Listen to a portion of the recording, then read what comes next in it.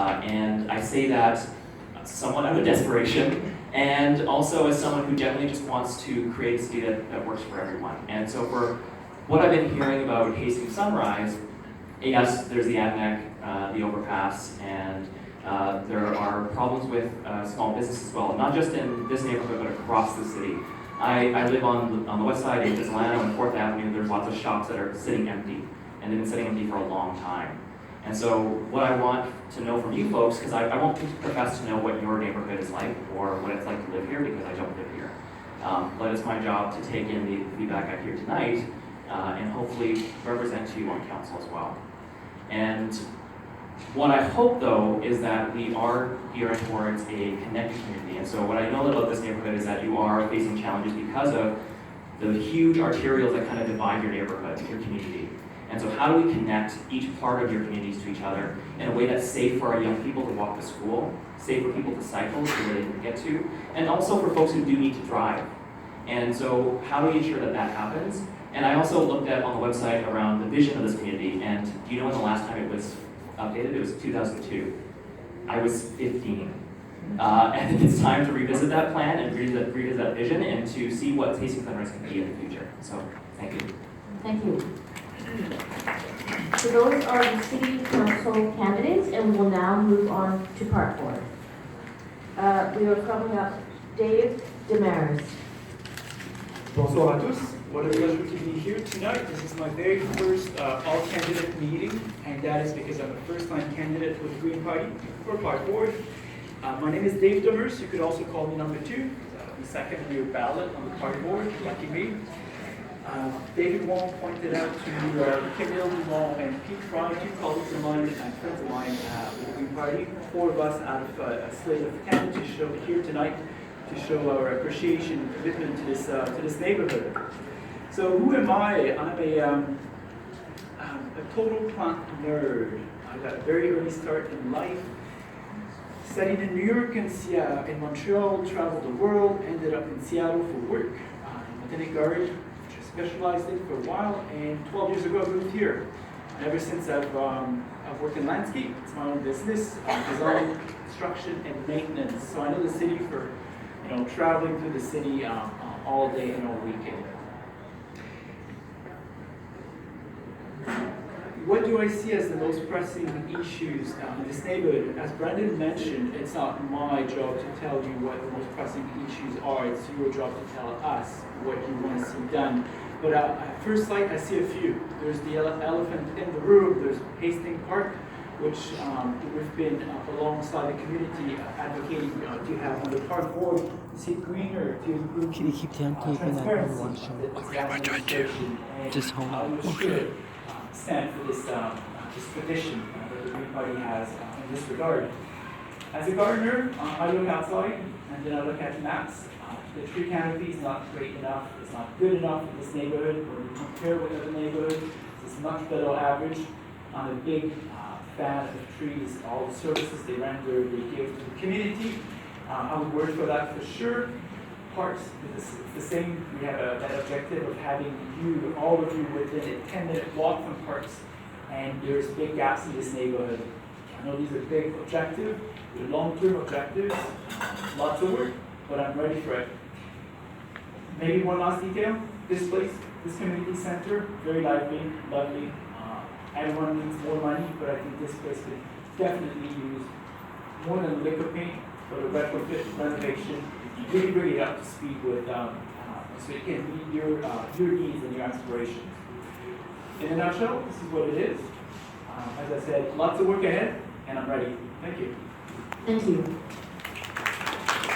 We will now move on to Gwen Easter.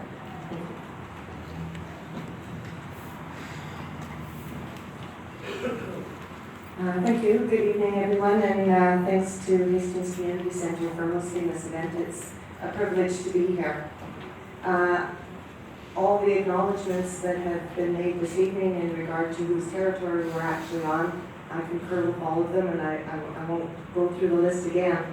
But what I would like to say is that as well as acknowledgements, there is much work that could be done through the Board of Parks and Recreation to ensure that within the public realm, through Indigenous-focused consultation toward reconciliation, that we have embedded in every public space awareness and respect for the first keepers of the land that we are on. My name is Gwen Giesbrecht. John Irwin and I are the co-park board candidates, joining Jean Swanson, Derek O'Keefe, and Ann Roberts running for council, Barb Parrott and Diana Day running for school board.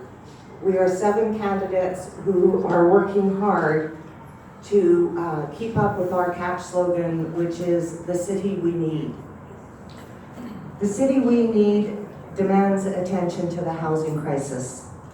A 4-year rent freeze and the mansion tax to support affordable housing will go a long way to stopping the city exodus. We must also ensure that as our city grows in size and density, the role of Park Board in providing services, green spaces, relevant programs that people can afford, and building resilient communities needs to remain strong. We have a remarkable thing here in Vancouver. We're meeting in one this evening, and that's community centers. They promote fitness and physical well-being. They also promote social, emotional well-being. They connect folks from diverse backgrounds, and they build resilient communities. There has been a lag in the acknowledged need for facility renewal. This needs to be made a priority. One of the important issues here in Hastings Sunrise, this facility was first tagged for renewal in 2011. So we need to get on board with keeping up with what we need in our facilities, particularly here in Hastings Sunrise. Swimming pools are in the news. They should be in the news. And I believe what we should be talking about is neighborhood pools, where kids learn to swim, adults can have exercise, and that they be located to be easily reached by a walk, Thank you very bike much. ride, or a short transit ride. We will Thank now, you. thank you. We will now move on to Margaret Hogan. Thank you, and good evening. I'm Margaret Hogan. I'm running for Park Board under the Idea Vancouver banner, and I'll concur the acknowledgements that we are on unceded territories of Musqueam, Squamish, and Tsleil-Waututh people. And I'd also like to give a shout out to my running mate, Jamie Lee Hamilton. I think a few of you may have heard of her. And BK Anderson for school board.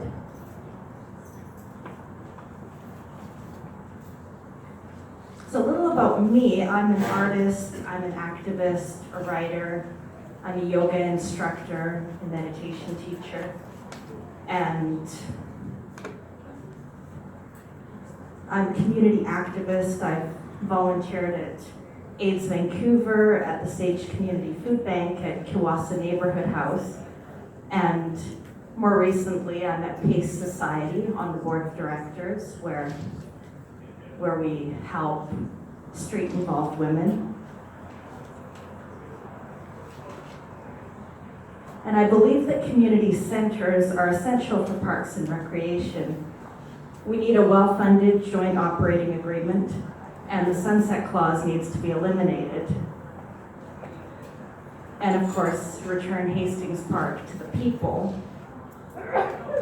And this isn't directly related to the neighborhood. I love this neighborhood, but we're also working to save Nelson Park, the only community park in the West End. Thank you.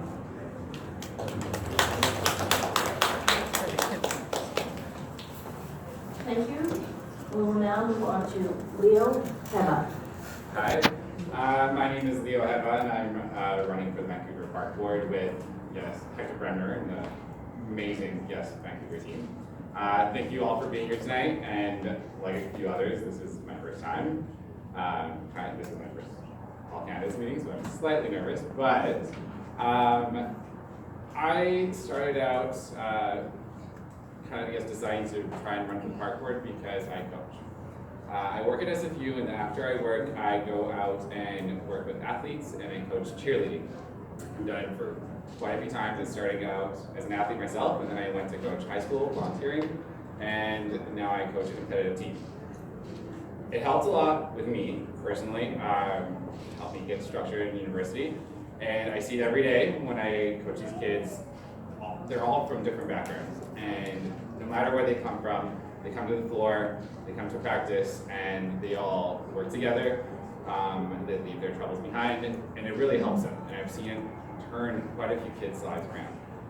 That's a passion that I have, and that's something that I really wanted to, I guess, bring to this race, and hopefully the park board. It's something that I care about. I think a lot of people do, a lot of families care about it, and it really relates to community centers. I'd love to bring more sports and programs, athletics, and arts programs, and grow community centers, and that relates to one of the issues here. Personally, I won't tell you what is most important for you, but I would love to work with this community center and develop it and grow it, support it, totally innovative as well.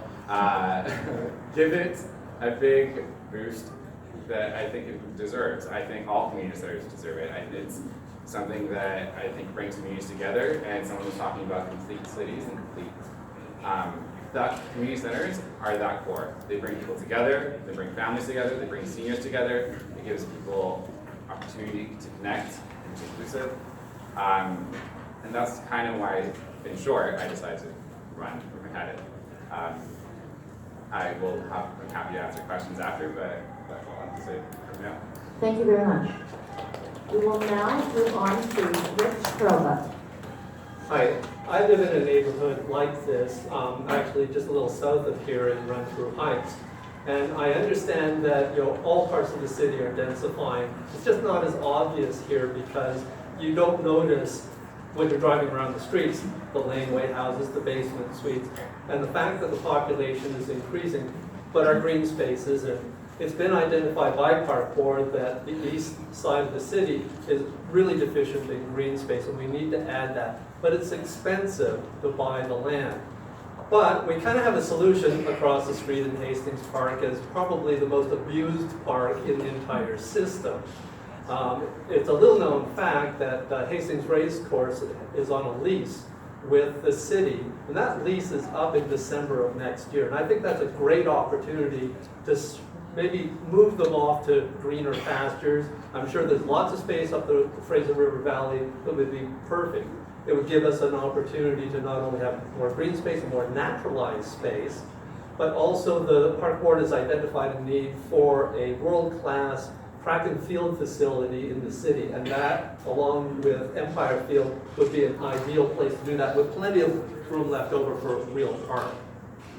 Now, a little bit about myself. I have a degree in recreation administration, so I've got a really strong academic background to bring to Park Board. I've served on a whole bunch of volunteer boards, business associations, Pride Society, arts organizations. I've also been attending Park Board meetings for the last 2 years. I keep a notebook of all the meetings that I've attended and the issues that have come forward. So I'm not going into this blind. I've been listening to Park Board discussions, I've been going to City Council, I've been engaging with the various outreach on the, whether it's Van Splash or Van Play or On Water or all these programs. I've been going to those sessions. I've been learning what this job involves. I've also taken time to challenge some decisions at City Council. I spoke out against selling off those plots of land on the Bermudas Greenway to CP Rail for $1. I spoke out against the city cutting the DCLs, the development cost levy portion that goes to Park Board, which has been chopped from 41% to 18%. Money that can be going into renovating a building like this. Thank you.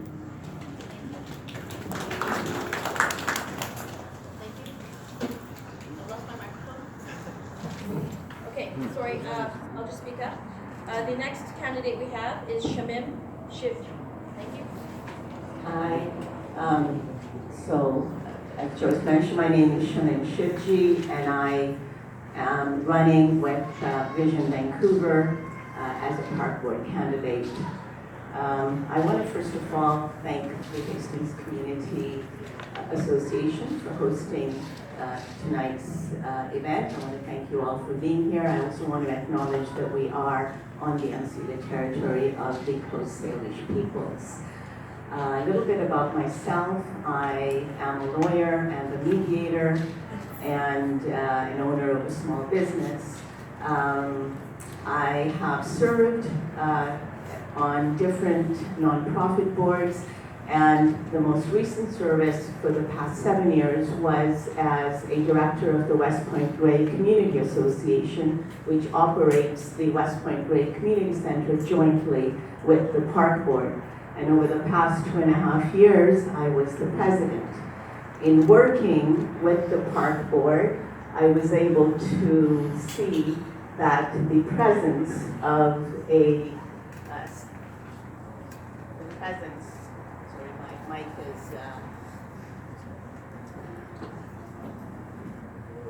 can you? Hi. The other one working? Hello. Testing.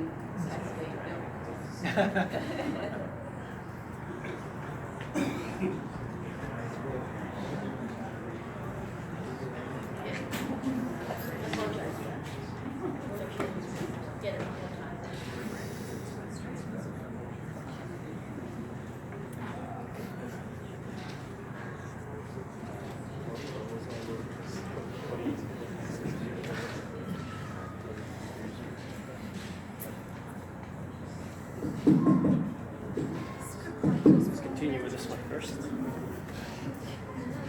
Testing.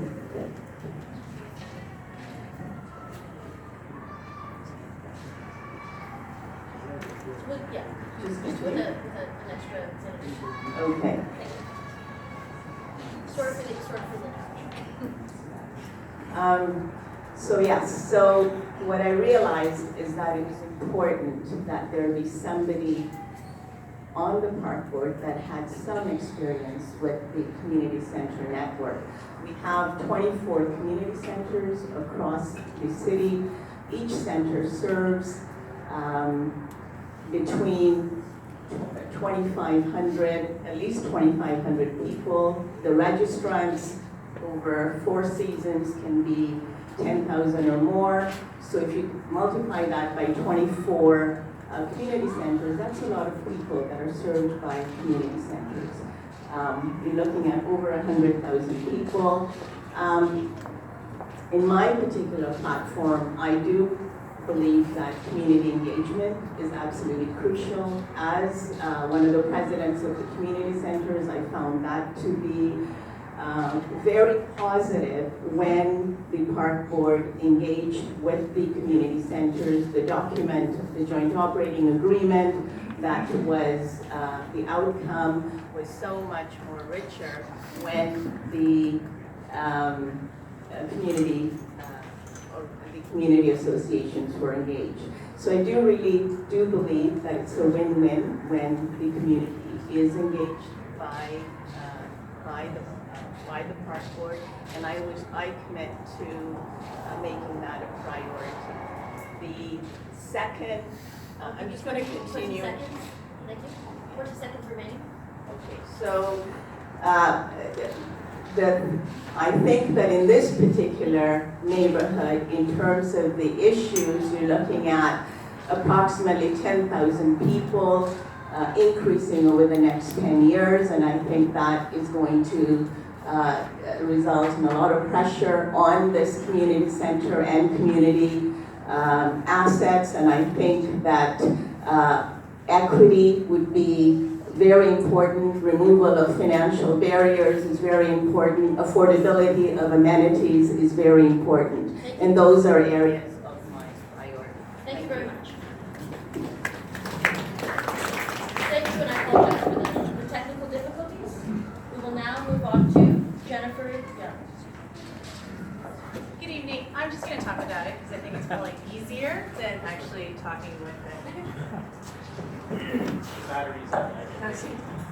Good evening, can you hear me? Thank you. Just because I'm sitting at the end, I thought I would stand up and say hello to all of you. I am a first-time candidate. My name is Jennifer Young, and I am running with Vancouver First. I'm really nervous, to be honest, so just bear with me. In terms of who I am, I'm an educated Rotarian. I've had 20 years of teaching experience, and there's some members in the audience that I have taught their children, and I understand what children need and what youth and family need as well. Also, with the party that I'm running with, part of the reason why I decided to join Vancouver First is because we are running a full slate of candidates with Fred Harding for mayor. Running a full slate to me is important because otherwise government can't function. Parks Board can't ask council for money, council will dictate, and nobody knows what's going on with each other from Vancouver School Board to Parks Board to the council. So this way, in having a full slate together, we can govern as one body. Also, with my Parks Board team, I have Massimo Rossetti, who I know that Shaman also mentioned that she was Community Center Association president. He has also been one, as well as Jesse Joel. And I have, we have with us Little Mountain Baseball, Chris Fuoco, who's also on our team, as well as Jesse Yogi Joel, who's a former Olympic athlete, and Ray Goldenchild, who was is the Youth Soccer Association president.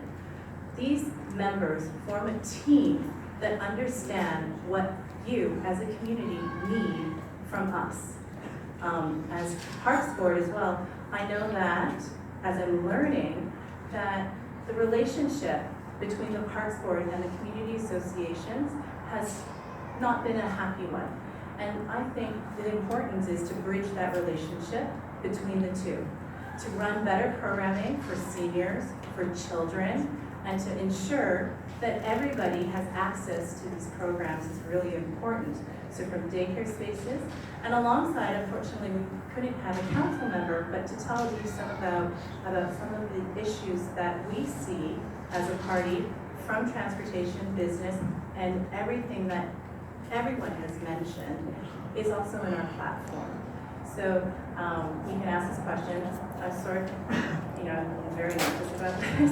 So if you want to come up and ask any of us questions, Jesse's standing back there, and Wade, Massimo, and Chris, and they form a team that is willing to work, that are ordinary people who are willing to work for you as a community to bring better government into the city of Vancouver. Thank you. Thank you. Thank you, candidates, for all of your opening statements. We will now move on to the question and answer period.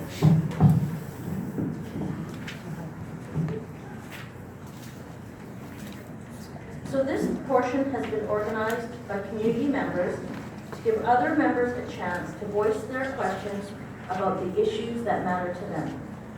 We respectfully request that other candidates who may be in the audience to refrain from asking questions until all community members have had a chance to ask. The format is as follows. Questions from the community will be taken from the microphones located in the audience.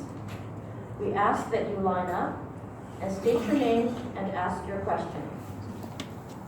You will have a maximum of 1 minute to ask your question, and similarly, this will be indicated on the screen countdown. We ask that you be respectful and treat the candidates fairly and use appropriate language. You can direct your question to a specific candidate or leave it open, and as the moderator, I will select the next candidate to answer the question with the goal of providing equitable access and speaking time to candidates where possible. If there is a particular candidate that is receiving a disproportionate share of speaking time during the question and answer, I will redirect the question to another candidate or solicit another question to give the opportunity to all candidates. Audience members, please ensure that your questions are succinct and direct. If audience members come up to the question period to speechify, which refers to making a speech rant, or focus on just stating their own opinions rather than solicit the candidate's answers or responses, the audience member will be asked to sit down and the microphone will be turned off. We do have a kill switch. And we will proceed to the next individual. For candidates, once the question is made from the floor, you will have up to 2 minutes to respond. You may use less time, but not more than the 2 minutes allotted. Again, we will ask for strict time, and you will see the time countdown on the screen. Again, if you continue to speak after the countdown, we will move on to the next speaker. Please note that we will end the questions as scheduled. I apologize in advance if there are additional questions and we do not have the opportunity to hear them all and raise forth. Unfortunately, we are limited to an amount of time. But what we do ask is, we have arranged to take down written questions on the note cards to the side, and we will post them on a community engagement board in the center. We encourage candidates to come and look at those questions in the following days, and also community members to come back and share and take a look and see what matters in this community. I trust that everyone is now familiar with the rules, and we will now proceed. You may take positions at the microphone. I thought there'd be a mad rush. Okay. Okay. So please state your name and your question, and if indicated, to direct to which candidate is. And we can ask one candidate. Yes. Okay. Well, my name is Sherry Bashir, and as Joyce said, I'm the former president of Hastings Community Association. And thank you very much for all the candidates for coming. I worked hard organizing this meeting, and I'm glad to see a good turnout. I'm going to direct my question to Gwen Giesbert, because you, I think, were the one, if I was taking notes properly, that acknowledged that Hastings Community Center was on the capital plan and was supposed to be rebuilt, and went through a whole planning process in 2010, 2011, and our position on the capital plan has basically been shelved. And other people did mention not the nicest things about the looks of our community center, but you know, we can accept that we do need a new community center. There is a design. It's sitting on a shelf somewhere in the well, I guess on somebody's hard drive. And we feel it's time to come back to those plans and to take those seriously. So I'll ask Gwen, what concrete steps do you think could be taken to move that forward? Thank you. Thanks, that's a great question, Jerry. And as you know, my involvement at Britannia over the last 10 years as a board member and past president of that association board, although we are not a Park Board Community Center, I have been president of that board for 8 years, and we are getting going on a process of renewal there. And I'm sorry, you said you did your plan how long ago?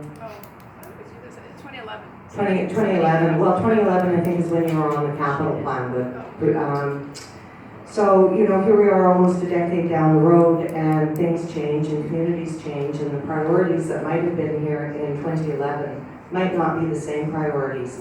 So one of the things that came to my mind in terms of streamlining the process to get community centers into a renewal phase more expeditiously is to actually have an allocated amount, a budget line amount for centers that are in need of renewal, that there is an ongoing consultation process as part of their community center operations, so that when we do see these kinds of gaps where you had a plan, it didn't go through, you know, now you kind of have to start again at ground zero to do the appropriate consultation that the city wants to see before they put money into your facility. I'm thinking it would be a good idea if community centers have the resources that they could keep an up-to-date consultation and information with their members, so that when the money does become available in the capital plan, it moves forward quickly. Specifically to your question, yes, Hastings should have been in the capital plan a long time ago. And we are at the point in the city where there aren't any facilities that are at the point of needing renewal, and we need to move on that. Thank you. We will now take a question from the other side. Please state your name and your question. Yeah, my name's Philip Ditchburn. I'm a resident, I live near Notre Dame School, just down the way there. And I'm going to direct my question to Melissa DiGiorno. So Notre Dame wants to build a football stadium right in our neighborhood without any public, well, let me just say that it has a capacity for up to 2,000 people. And there hasn't been any, well, it's a very long story. There was some input years ago when we rejected the stadium, and they brought it back, and there's been no recent input. And they've gone to the city, and the planners have just said, yeah, that's just a small change. You can have the stadium. So we're feeling very shut out by both the school, where they won't talk to us, and the city planner just gives us boilerplate responses to our questions, and they're basically saying that's all done, and you know, we're not getting any more input. So we're still working towards that, and we would like some input. So my question to you is, what would you do to ensure that neighborhoods are involved in planning decisions, how that would affect the neighborhoods they're living in? Thank you. Melissa? Sure. I can try speaking loudly unless you want me to take a microphone. Thanks very much. And I think that this applies to not only the issue that you're talking about, but to many others. And that's what I said before about true public consultation and engagement. At City Hall right now, we have meetings and we'll hear speakers, and then we'll wait 2 weeks to make a decision. I'm not quite sure why. I usually only vote for that if it's in the best interest of having speakers come back at a better time. But again, I think we need better processes of public consultation and engagement. And that means we have to hear people. We have to come open-minded to these public hearings, to these consultations, and we need to listen to the public. And if there's a tough decision that needs to be made, sometimes we need to do something that I've tried to do several times. And usually I haven't had any success, which is to refer something. Refer that back to staff, or to wait to make a decision on that. In fact, I actually, myself and my MPA colleagues and and a Green City councillor walked out of a public hearing because we felt that we and the public were being disrespected in not being allowed to ask for more information than we needed. So what would I do? I would make sure that there's true public consultation engagement, which is a part of my platform, because I've seen people be stonewalled at City Hall, fill out a comment card that we'll never read. And I don't think that that's a way to engage people. We need to make sure that we engage people. Maybe that's an incentive that we at the city give people, like you, to be involved, and we need to